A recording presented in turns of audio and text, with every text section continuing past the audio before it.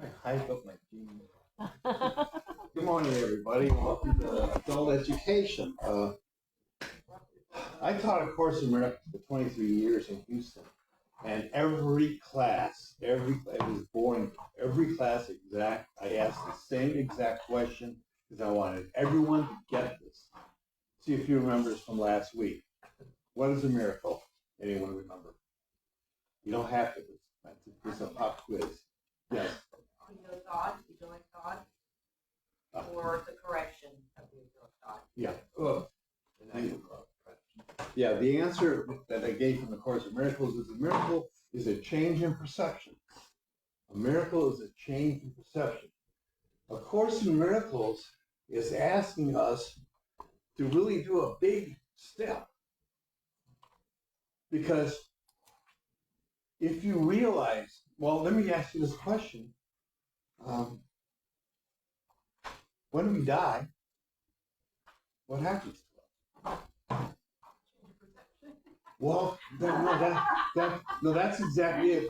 You know, my past wife died, my mom and dad died, my brother died, and I've had a lot of the thoughts in the last 5 years about death. What's on the other side? The strange thing is I do not feel like I miss them at all. I've never felt like I was, when I got together with my parents, we were close, but I always felt I was with them. A miracle is a change in perception because the Course is trying to get us to realize that we are not bodies. We are spirits, or we are thoughts. Let me put it that way, thought of God, maybe. I don't know. You'll take it whatever you want. Don't believe what I say just because I'm standing up here. No, I'm serious. It's like flightless. The lady who channeled scribe the Course in Miracles, Helen Schuckman, she fought with Jesus the whole time. It was called the war between heaven and hell. And I love her for that. She's a feisty lady. So a miracle is a change in perception because when you change your mind, that is the only thing in this universe that can change. How many here have been successful in changing somebody else's mind? Just raise your hand and say, God, you're right. It doesn't work. The Course in Miracles is designed to be an instructional lesson for the person reading it. You don't give this to another person and say, you need to read this. You need to read it. Okay? That's what it's for. So a miracle is a change in perception. It's kind of fun. A miracle is a change in perception. No, I've done this, like I said, for 23 years, every Monday. And after I had left the church, because, we moved down here, one of my friends called me and he said they had a guest speaker speaking. This is a big Lutheran church, has 4,000 people. It's gigantic. And there was this big speaker speaking up front in the church, and he happened to say part of his speech. He said, so what is a miracle? And about 50 people said, it's your change. Because they used to have the audience always say it. And he was like, whoa, where'd you get that? The guy who called me said, you trained us well. So,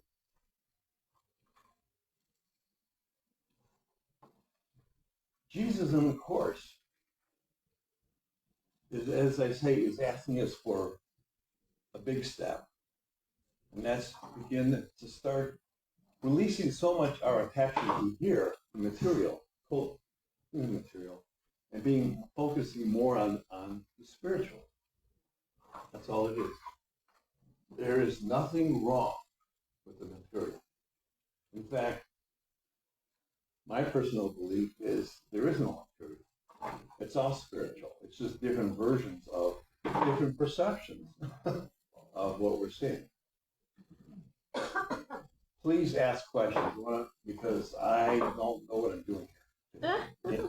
But anyway, Course comes in 3 flavors. Okay, this book has all 3 books in it. Okay, the first book is the text. It's like a physics book, spirituality. course covers who we are. It never covers who God is, because it says God cannot be defined, not even love. It can only be experienced. It talks about the ego.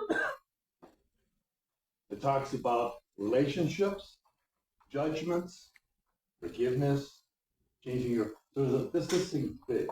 So the first, if you're new to the course, if you've never done it, here's my suggestion. Don't read the text first. You can, but it's like reading physics.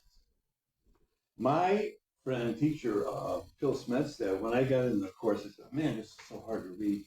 And he said, well, jump to the third book, the Manual for Teachers, which is 95 pages. 4 paragraph chapters, real easy. And it says questions, who are God's teachers? Who's their pupils? Can God be connected to, can God be, what's the word? Access. Yes. How will the world end? Is each to be judged in the end? Just little questions like that. He said, go to that, read that first, and then the second book is a workbook for students. Now, if you're new to the course, or if you're older to the course, I don't care. You want to do it again? Reread the teacher's manual, just for grins. And if you're new to the course, do the first 30 lessons in the workbook. The workbook lessons are 365 lessons, one for every day. The idea is to do it for a year. Most people takes 3 to 5 years to do this, and that's okay.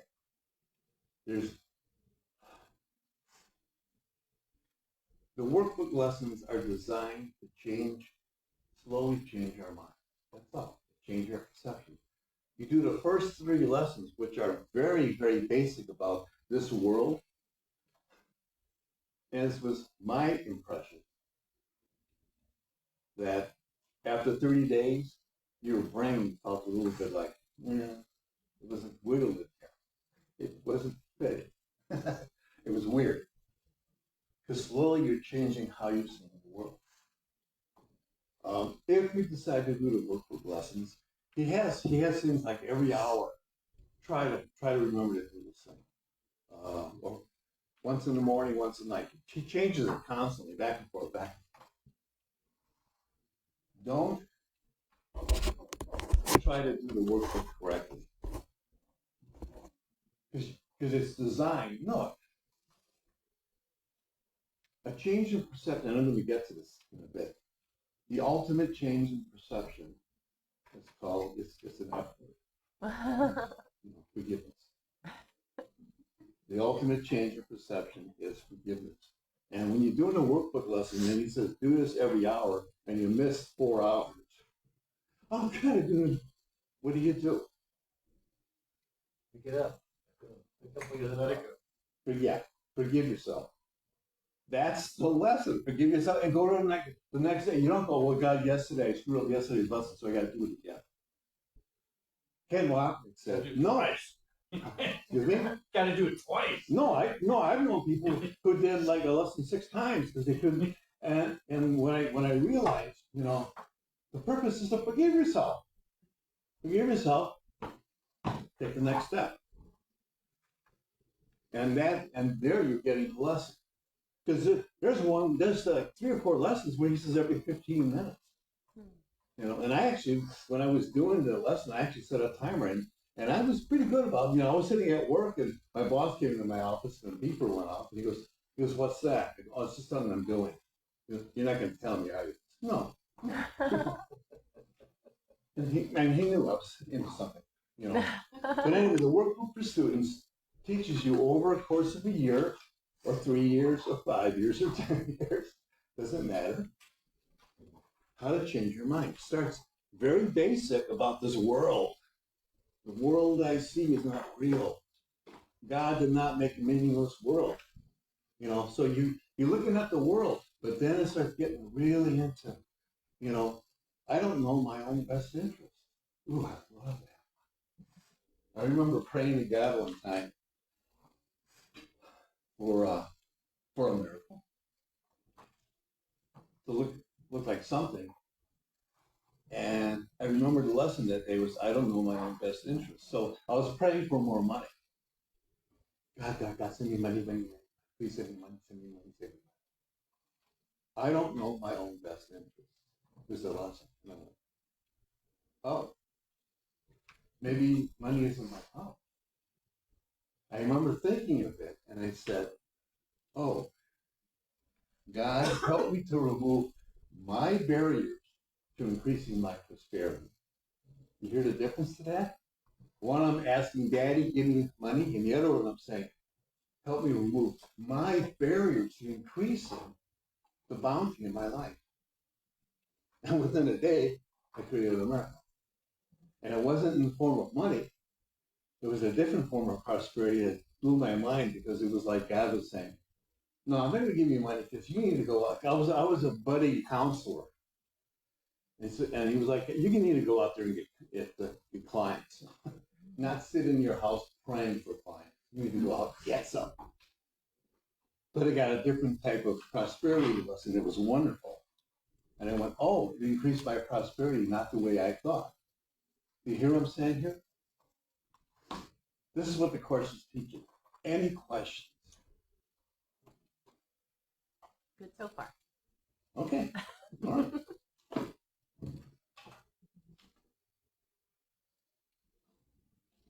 Oh, So anyway, yes. Thank you. I don't have a question, but I really liked the year-long thing.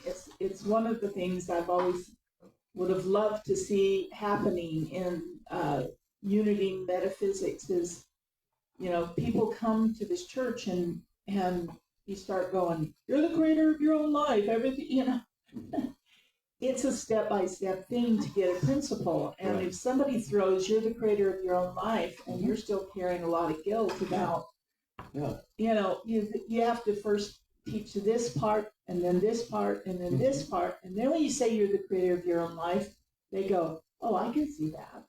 Right. So I like that in the course. Yeah. And of course, like it says, the workbook,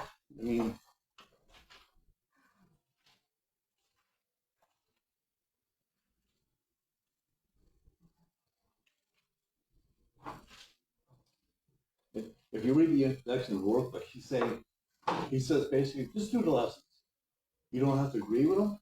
You could fight them. You could actively resist them. Just do it. And the first lesson is, nothing I see in this room, on the street, in this place means anything. That's the first lesson. You go, what?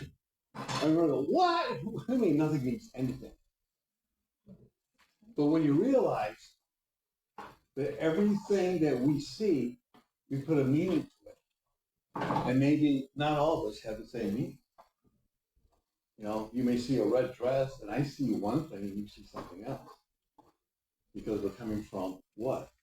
Our past experiences of something around a red dress, or an apple, or anything. So what he's saying is, nothing in this room means anything, because I'm the one who gives it meaning.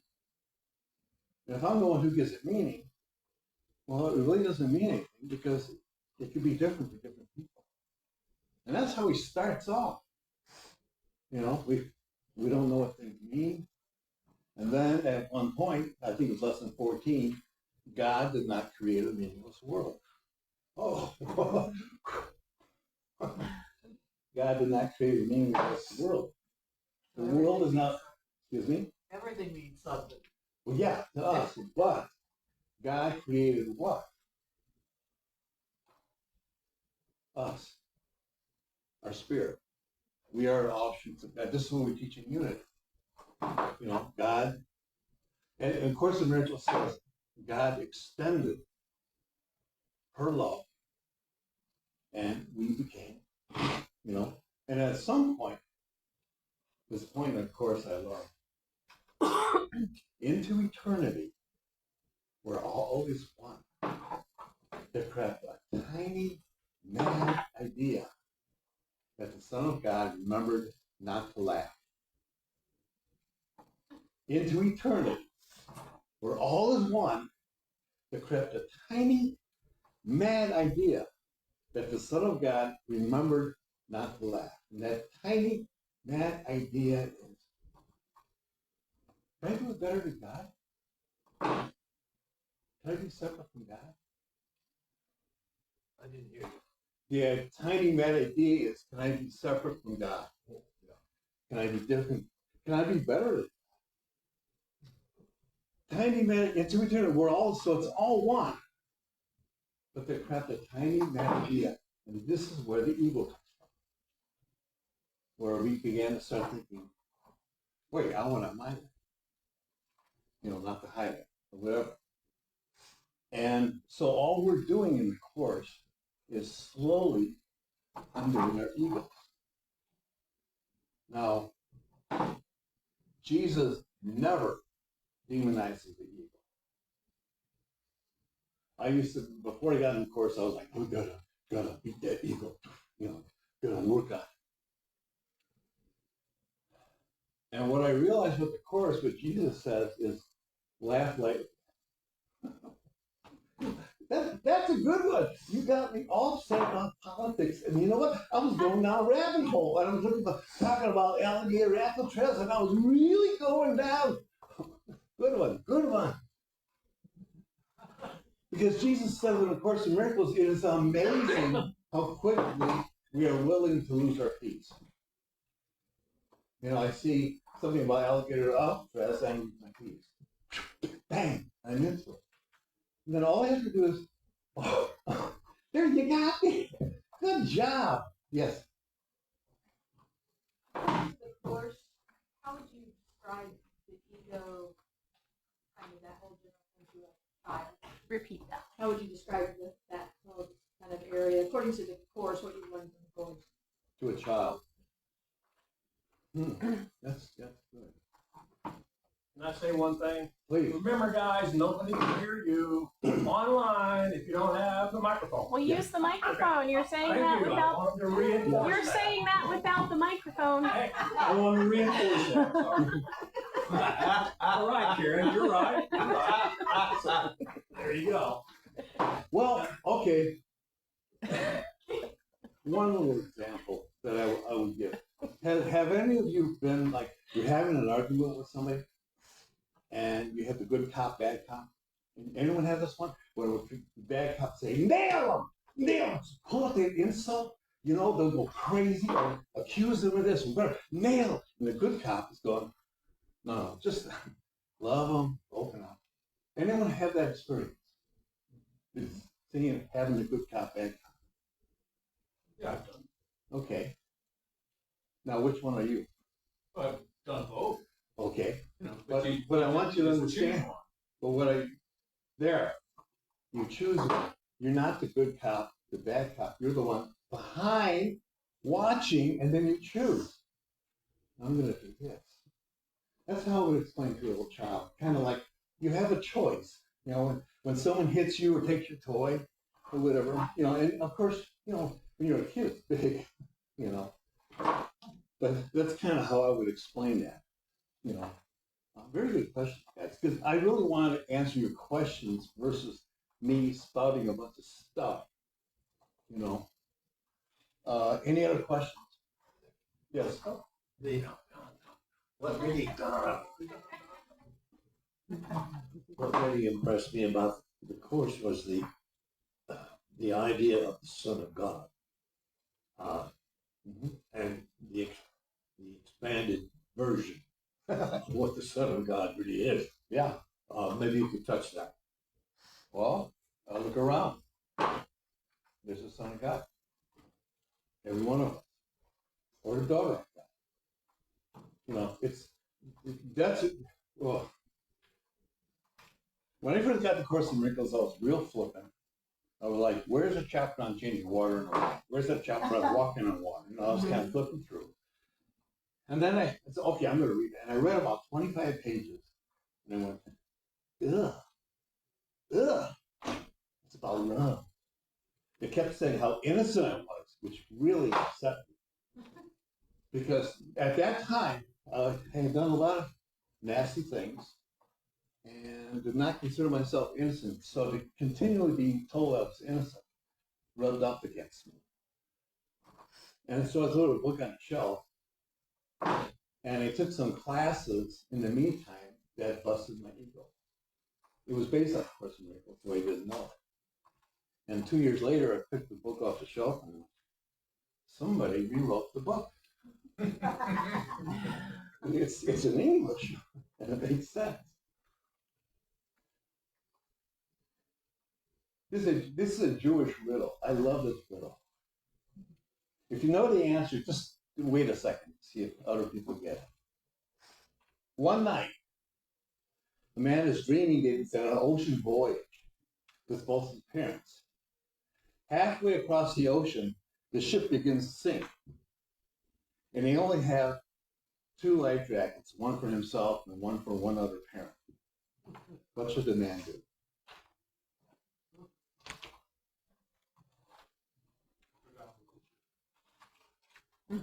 He should wake up. You wake up.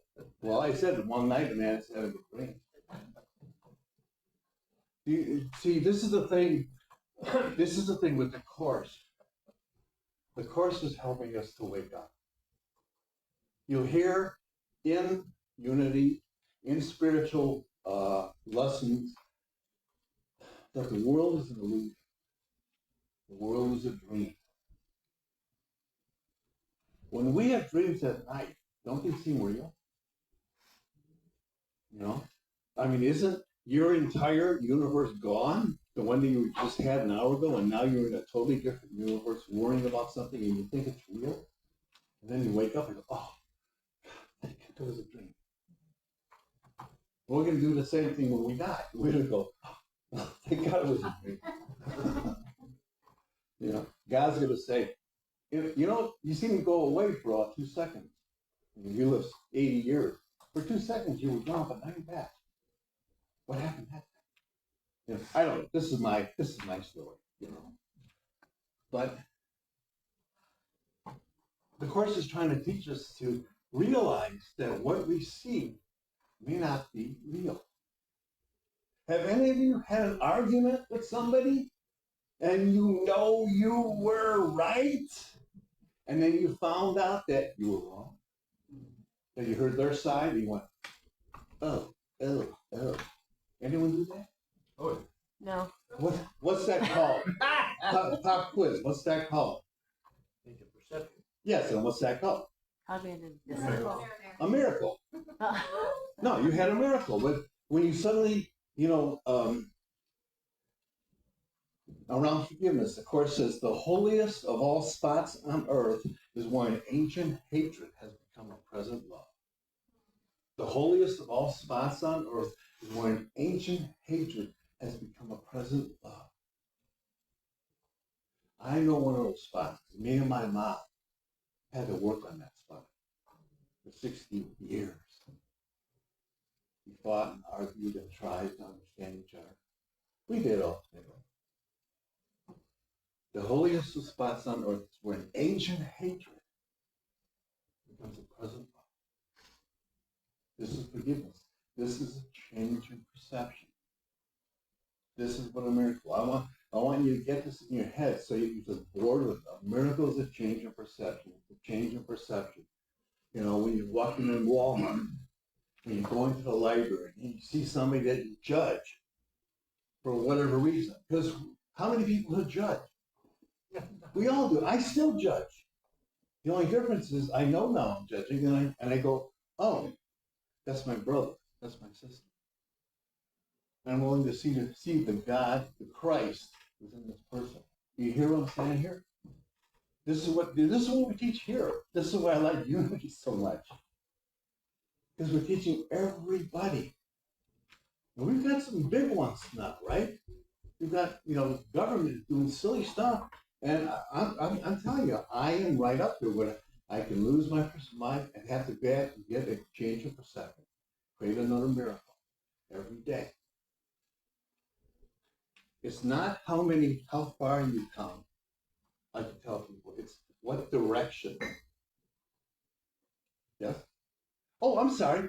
It's okay, I'm wondering if I missed the No, I did not see, I did not see. I was gonna refer back to your dream.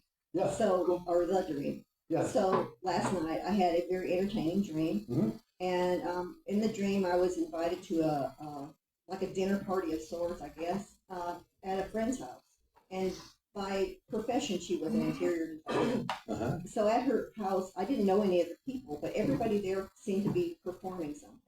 Like somebody would get up and read a poem, and then somebody would read a sonnet, and you know, and as the dream was going on, we would move around. We would go to different places in her house where she had decorated something in the background, and at first it was seemed like very entertaining, and then I didn't know why I was there, and suddenly the dream just became exhausting. I'm like, am I supposed to perform? You know, what is it that I have to do? And I just woke up at first really stressful, and then I'm like, oh, it was a dream. Mhm. And so I think that that's it, you know, and then later when you said that when we judge, the difference is that you know that you're judging eventually. Yes. I mean, because it may be for me a year later. I mean, Yes. it may be the day later or whatever, but eventually I can look back and say, oh, that's what was going on there. So, Yeah. but it's that awareness. So, Yeah. anyway, I just want to share the dream because it was kind of a cool dream to wake up and just think, this is exhausted. I'm tired of performing. Can I just be me? Yeah, last night I had a dream that I was overseeing this movement. We had to move all this stuff, and it was like I woke up and, oh, thank God. It's like you have things to move and plan and all. I'm overwhelmed. Yes. Yeah, you getting back to a point that you said just a few minutes ago. I was first introduced to the course excuse me, back in '75. And, you know, I picked up the book and I was trying to follow it, and it was like Greek to me. Yeah. And over the years, I would pick it up every once. There was something I was totally drawn to it, so I never let that book go. But I kept going back, and I'd pick it up and I'd go, man, it's still Greek to me. But I knew there was value in it. And it wasn't until probably 25 years later, I picked it up one time, and it may well have been a sledgehammer hitting my head, because it started to make sense to me. And the wisdom in it was overpowering. So it wasn't long before I started doing the lessons, the workbook. And I probably did the lessons for maybe 5 years. I haven't done them now for a while. Yeah, me But the thing that really got to me was every time I'd go through a year of lessons, I would start over again. And it was like I knew nothing. Because everything had changed. Everything was new to me again. And it was like, this is my analogy. It's like, and I'm sure you've heard it, it's like peeling the layers of the onion, where you just kept getting deeper and deeper and deeper to the core. And that's by no stretch of the imagination that I'm anywhere close to where I want to be. No. But you can see the progress that's going on. And one thing that you did mention that I'm really glad I heard you say that is start with the manual. I've never read the manual. Never. And I now want to read the manual. So thank you for that. Yeah, I had a friend. Remember the TV show Hogan's Heroes? Sergeant Schultz, you know? I had a friend who said, if I ever start a church, in the back of the church, I'm going to have a picture of Sergeant Schultz. It says, I know nothing. Because that's what he said, I know nothing. He said, this will keep reminding us that I know nothing. Yeah, I love it. And yeah, you're going to enjoy it. I was amazed how easy it is to read and how fun it is. And you find out real quickly, I'll tell you right now, here's a spoiler alert. A teacher of God is anyone who wants to be one. A teacher of God, a teacher of love is, as the Course says, somehow, somewhere, they stop seeing everybody else's interests as different from theirs. That's the only difference. When you begin to see that you and I have the same stuff, you and I have the same, maybe different flavors, you know. When it comes to forgiveness, and this is where forgiveness is such a big thing.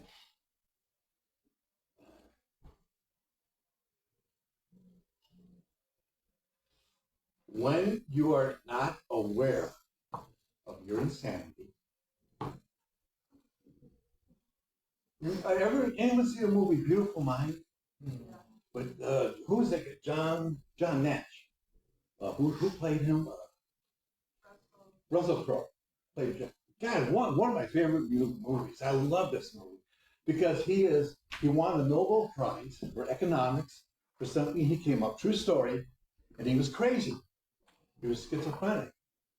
And the movie is wonderful the way it displays how you're watching and then halfway through the movie, what? And it just stuns you. But what I like about the movie, those of you who have seen it, at the end of the movie is John Nash cured. Anyone see it? No, he's not cured. But now he knows, is there a person standing over there? No, thank you, because I'm seeing something, you know. He knows he's crazy, and he knows to ask for help. This is what the Course is doing. It wants us to realize that we are insane. Because let me tell you this is why forgiveness is so important. Yes. I think one of the most important things that I read, because I read all three of the books basically at the same time. And one of the most important things that I have read is the perception of the holy instant. Yeah. Is the only place in which the holy, all it is, exists in this world. Right.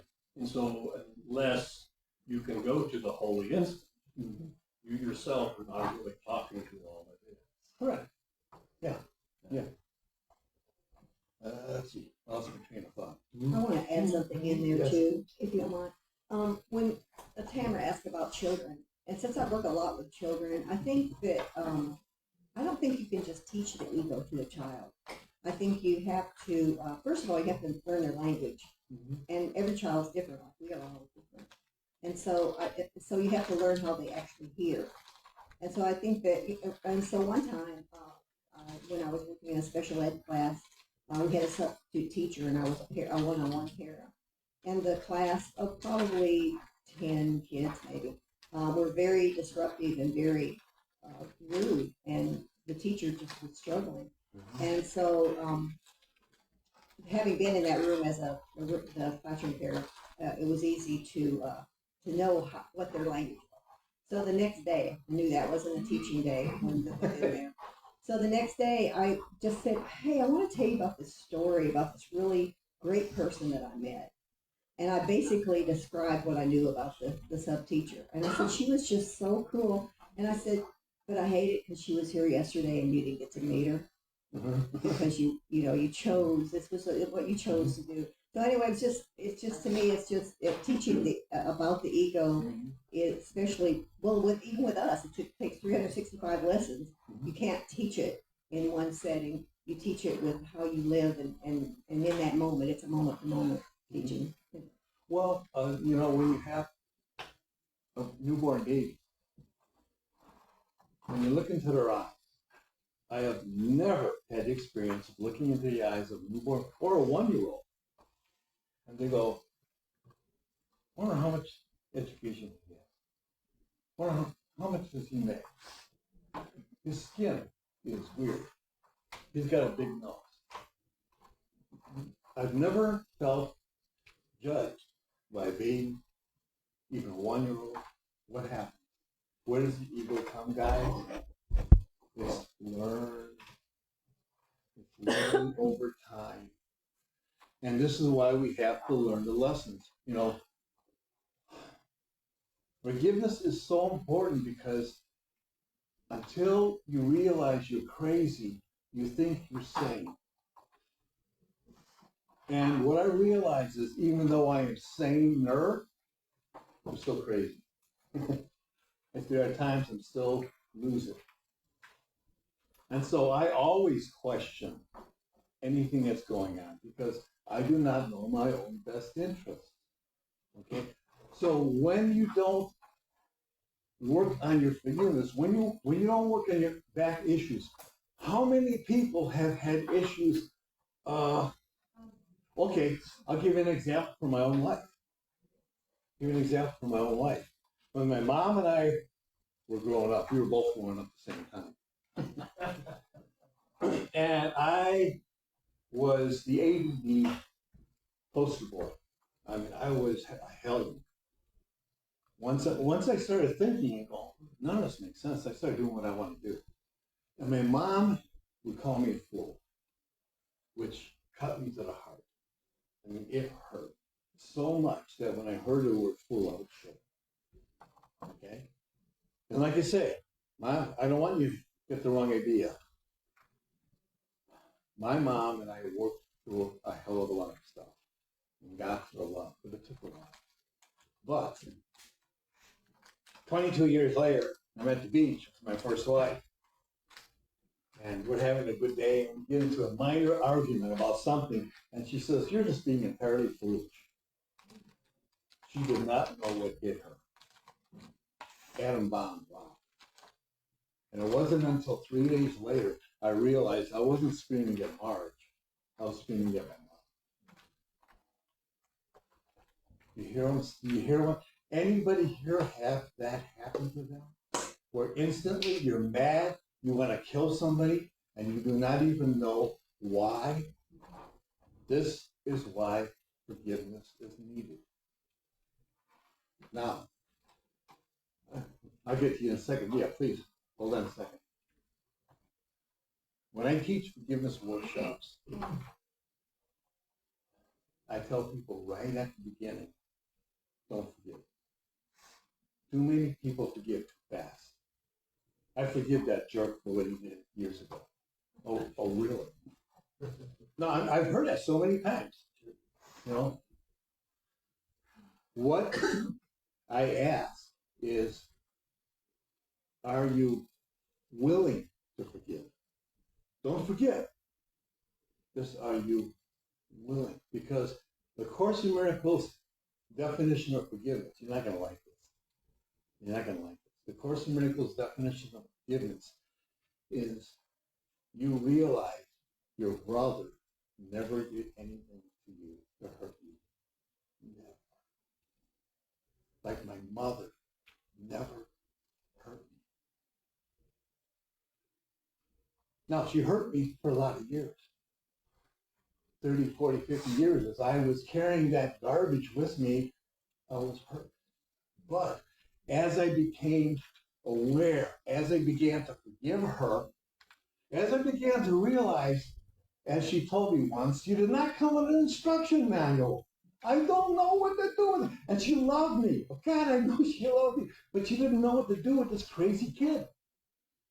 And I had my stuff well, excuse me, guys, but mine was to you, Mom. That's where I was. I'm serious. So, hey, you know, but when you get to a point when you realize that whatever they did, and some people have had horrible experiences. I don't expect you to forgive instantly. I don't expect you to forgive for 30 years. Take your time. The way I haven't forgotten it. Here's how I forget. I remember something that happened to me. I go, I'm with God.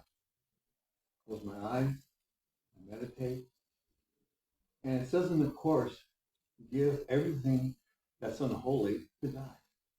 So I imagine an altar and I put my rage at my mom or my dad or that guy who hit me on the altar. I am letting myself honor the part of me that was hurt. And I let myself hate, burn, hate as I am saying to God, this is for you, take this away. You hear what I'm saying here? Because so many times we've forgiven, but the hate is still there. Do you hear what I'm saying here? When you were hurt, you have a right as a child of God to feel whatever you are feeling. Not to suppress it, to feel it. No, sorry. What? So one of the most important lessons in A Course in Miracles that leads to forgiveness is you're never angry for the reasons you think you are. Right. So once you have that understanding, you start to see that that's not true. It's in the matrix. Yeah, I'm never upset for the reason I thought. Yeah, that was a big lesson for me. When I first got getting back into relationships, I began to realize when I got into a fight, I'm never upset for the reason I think. And I may not know for days, I may not know for weeks what the reason is. It doesn't matter. Here's the thing with the Course. Once you open your mind to the possibility that you don't know all the facts about this case, the world will go in a couple of days. Oh, here. And then you go, ooh. You begin to heal. Is this making sense? I want to make certain, is this making sense to you guys? Yes. Yes, that's the Paul Harvey effect. Uh-huh. Yeah, the whole story. That's the rest of the story. Yeah. I once heard a definition of forgiveness by a Catholic priest one time. He says it's that you accept the other person, the positive things, negative things, whatever it is, just as they are right now, as well as the same thing to yourself. Correct. The positive things and the not so positive things about yourself with no strings attached. And, I thought of this when you were saying, don't just forgive a person with platitudes. You have to sit with it because he just also described that string is kind of like a rope that's on a boat. And you're cutting through those strings with cuticle scissors. And so you pull it back. The process of it's more of a process. It's more of a, okay, I'll let it go. And then bam, it's again. Yeah. And then you let it go, and finally, I forgave that jerk years ago, but I'm mad again. but eventually, Yeah, and see what happens is you may have a miracle where, like for me and my mom, I realized she was 22 years old, had this wonderful kid, and did not know what to do. And she was scared. We were raised Catholic, so everything was a sin. And when I realized, oh my God, Mom, these poor, when my ego gets me, what you do with ego when he gets you?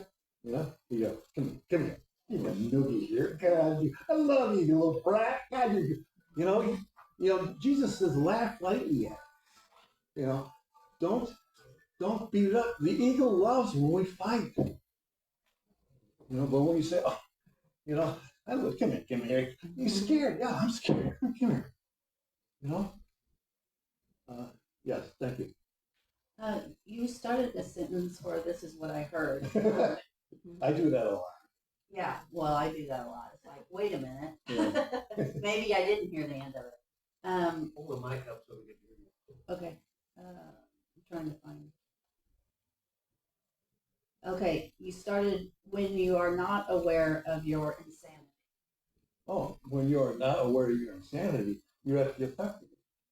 You're at At the effect of it. You're living in the same world, because when you're not aware of your insanity, you're reacting to the world. You say this, I say that. When you're aware of your insanity, you're responding. You say something, and I go, oh God, you just hit me. I mean, when I became more and more sane, the relationships I had with women became so beautiful. Because when you have a relationship with someone, you're gonna have a fight. But what I began to realize, I learned how to talk. I learned how to talk. You know, let me tell you what I hear you saying. What I hear you saying is, Jerry, you're a bad man because you don't know how to garden. That's what I hear you saying. And she's going, no, I just said you need a sharper hoe. You know, you got to sharpen the mower. That's, oh, but do you hear what I'm saying here? Because this is what we do when we have not done our forgiveness work. We hear our dad saying, "You don't know nothing about gardening. Oh, you're not a man. You're not a woman," or whatever we hear. And the other person, and when somebody says something, I hear, "You're not a man." That's not what he said, but that's what I heard. The course at one point talks about the shadowy figures that are past. These are the unforgiving, the shadows that are talking to us, saying, "You're wrong, you're bad." You know, these are the shadowy figures. And I love what the course says is, say you have Aunt Martha, oh, my mom. I'll get to you in a second. I'll get to you in a second. Sorry. My mom, for example, over the years, when we went through our stuff, I knew, even then, she loved me, but she was Satan's spawn.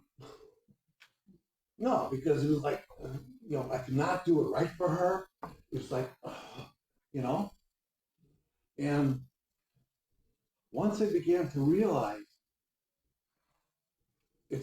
wait a minute, I'm 50 years old and I'm still hearing my mom talking? And see, here's the thing. My vision of my mom, or your vision of your Aunt Edna, or your vision of Uncle Albert, is your vision of what you perceive. It doesn't include his vision of who he is. So all you see, so here's what happens. When I'm arguing with you and I think you're my mom, I will think you're my mom, and you're not, but you act like my mom, you look like my mom, you talk like my mom, and when anything you say will sound like my mom is making fun of me. Do you hear what I'm saying here? And I will act as if you were there. Now, if you think I'm Uncle Albert and you got something going on, you know, you see Uncle Albert, and what happens is two people who aren't there are arguing. This is literally true. Two shadow figures are arguing who are not there. And when I began to realize in my relationship with women, I would suddenly go, oh my God, give me a minute. I suddenly realized that I'm projecting my mom. Oh, can you give me a couple moments just to kind of look at it? And she goes, God, yeah, I see you, my brother and you. And no, this starts unraveling because then I start hearing what you said and not what I thought you said. Okay, that's your question. All right. I just wanted to tell you about, oh God, 50 years ago, I picked up the Course in Miracles. Somebody handed it to me, and I picked it up and I started reading it, and it felt like it was yelling at me. It felt like it was yelling at me, and I said, bullshit. I was so angry and so defensive at the time, I couldn't have read it. Yeah. Yeah. Yeah, a common saying among teachers, it's Course in Miracles, sometimes called the Curse in Miracles. And no, a common saying is if you don't want to throw it off the bridge or flush it down the toilet, you're not doing the lesson. Because, no, it's going to really, excuse my French, it's really going to piss you off. It is, because you believe you were a victim. I was just a little kid. And now you realize we had a part. Or you believe that your dad is a monster. I mean, we've had some dads and moms who are monsters. I'm not making light of it. Please don't think I'm making light of. I was a therapist. I work with people with trauma. There are some people that say, you don't even try to work out forgiving first. Just feel your. You know, you're not ready to even go there. Do you hear what I'm saying here? Okay. Okay, I'm gonna quickly share one of the most. My point I'm sharing, and I have a question at the end, is all that we keep talking about is like the basis of this, and seemingly to me, all of life. Life's like this experiment or game to find, to find your way through. And this is a really good map for a lot of people. I heard a guy that was considered a holy realized being talking about his reality that the physical manifestation of everything fell in what he called genres, 5 genres. The first one was rocks and minerals. The second one was insects and plants. The third one was creatures and animals. The fourth, he said, I'll get back to. The fifth was humans and aliens. Well, the fourth, he said, was almost 50%, I guess, almost 50% percentage of the people on the earth. And then he said, it's the only time in the earth. And I'm not saying, I'm just sharing this for a reason, because it has changed. It gave me a way to change my thinking, which is what I feel like this offers, that I had never, it was so weird. Anyway, he said that there's like half of the population that were put here on purpose as narcissists to help the other people evolve and find their way. And then he went on to describe how, and therefore they don't have the capacity for empathy or, these certain things. And so I thought, oh, whenever you've heard about like serial killers and they're psychopaths, and you think, how does that even, I can't even, it's like, no, because it's like a dog and a person. You can't even communicate, and it's like a whole different thing. So when I have sat with that for a few days, and I'm sitting here hearing this and thinking, the way to forgiveness was so facilitated for me by that, in a way that I could see other people as not capable. I mean, like literally, technically not capable, rather than projecting onto them that, everybody thinks and processes and sees the way I do, so they should be able to get it right, And so I think so if you want to share a little, so my question is, that what I hear you saying, or what could kind of clarify a little bit, the Course in Miracles offering for forgiveness, the jump from sitting with that and forgiving it, sometimes it does, do you think sometimes it does just come over us like grace, and other times we have to like clench fist, grit to just dig our way out of that? Both. But in the manual for teachers, you'll find out that what happens is, how are you going to learn empathy? And you don't have empathy. You get a relationship with somebody who has empathy or doesn't have empathy, and drives you crazy. You hear what I'm saying? The people in our lives are our teachers. The people in our lives are the Christ, trying to teach us to look in a different way. I think Edwin Gaines says there are some people who haven't. Carolyn Nates.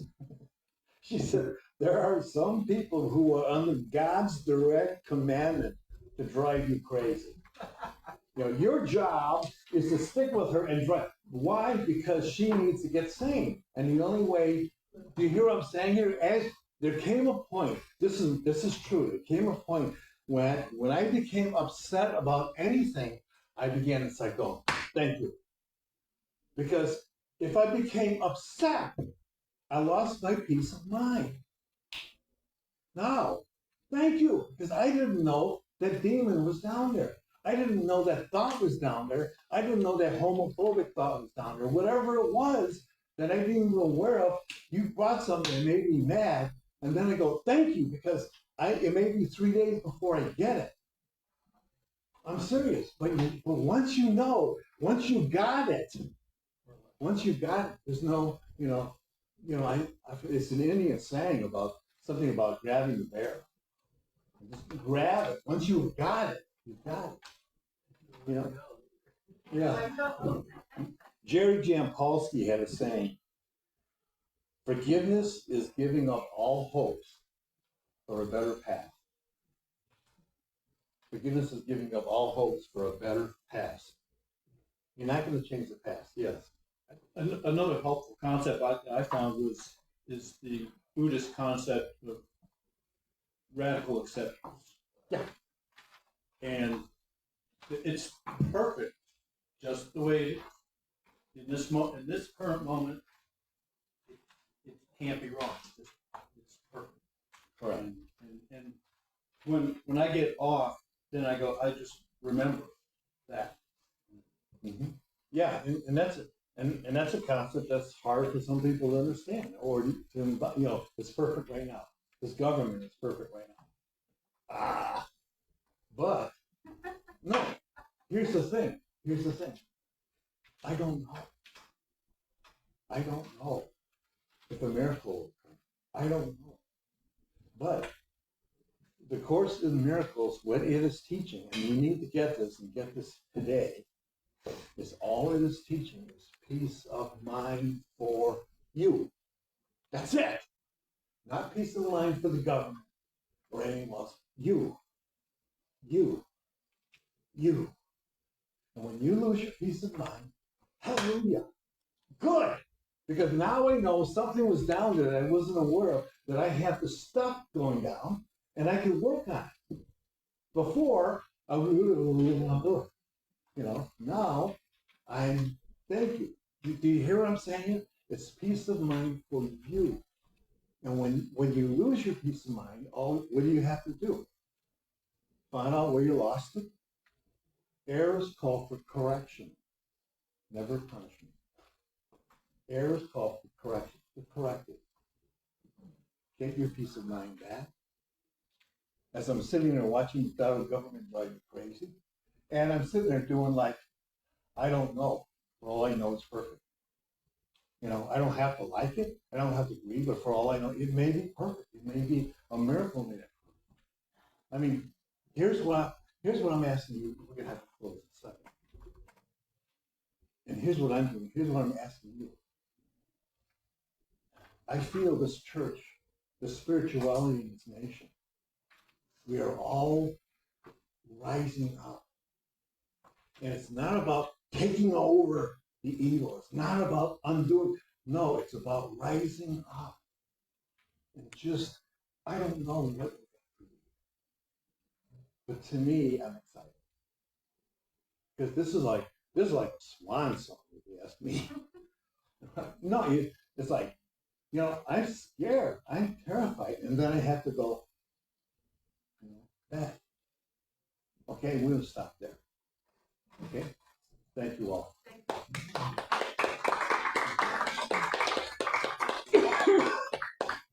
All right, we got the announcements. Join us this evening and every Sunday at 6 p.m. for a peaceful group meditation session. Whether you're a seasoned practitioner or just starting out, all are welcome. Neil Landau leads an African drumming class every Monday at 6:30 p.m. Whether you're a beginner or have experience, everyone's welcome. Learn traditional rhythms, improve your technique, and enjoy the power of drumming together. Drums are provided, or bring your own. For our celebration service next Sunday, we are excited to welcome Marlene Bricker back to our platform. Marlene has a wide range of speaking and teaching experience from being an elementary school teacher, an author, business owner, and a spiritual director of the Unity Church.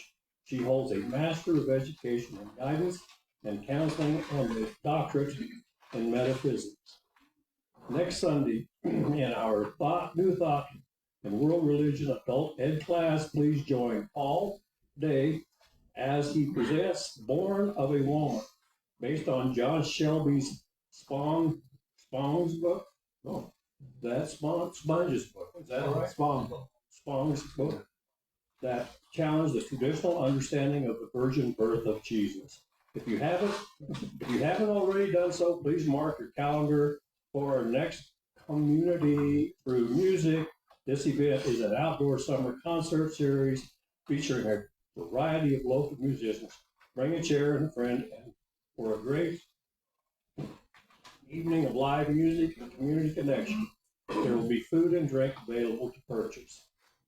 It's a luau fundraiser.